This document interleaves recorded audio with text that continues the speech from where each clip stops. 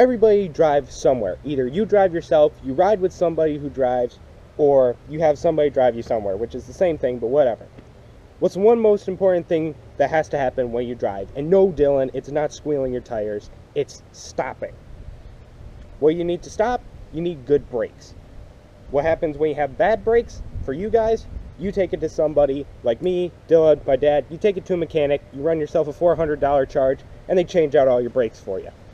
People like me, I don't do that because I don't have that kind of money to waste. So I do it all myself. So I'm going to show you how to change brakes on your own vehicle, even though none of you are ever going to do it for yourselves. Let's go. First thing you do when you change your brakes is you need to jack up whatever you're working on. Now, I'm jacking up one side of this truck at a time because this is a parts truck and all the parts on it are really bad. And I don't trust the front leaf springs. So I'm doing one side at a time, but the first thing you gotta do is you gotta jack it up. You take it to a professional guy, they put it on the lift, all four sides go up at once.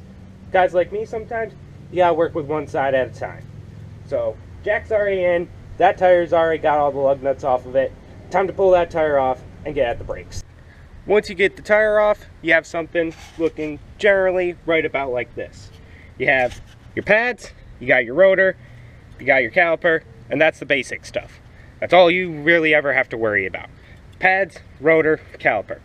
Now, as you can see on this particular example for a truck, everything is rusty and just bad. That's why it's all going. Now, from here on out, I'm going to pictures because I'm not talking to you through this whole thing because this is going to take a while. So, here we go. Now we start getting down to the greasy and dirty stuff. First, the caliper gets pulled off. Then you pull off your old pads, which this is the front side of the old pads, which aren't too bad. Then we get to the rears, and they're basically metal on metal, completely falling apart. That's a problem with the caliper, which is going to have to get fixed later. Now, all that's left is the caliper holder and the rotor assembly itself, which is all coming off. Once we get the caliper holder off, that's a rusty mess. That's going to get ground down and get some of the rust pulled off of it. You're left with just your rotor assembly, which, on this truck, to change out is a pain in the neck.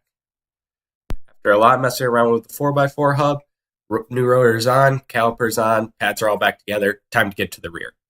Now, the thing about the rear of this old truck is that it's drum brakes. Here we have the old drum covered in brake dust, and then we have the drum assembly itself, where the shoes we actually found weren't in too bad condition, and they were actually still usable.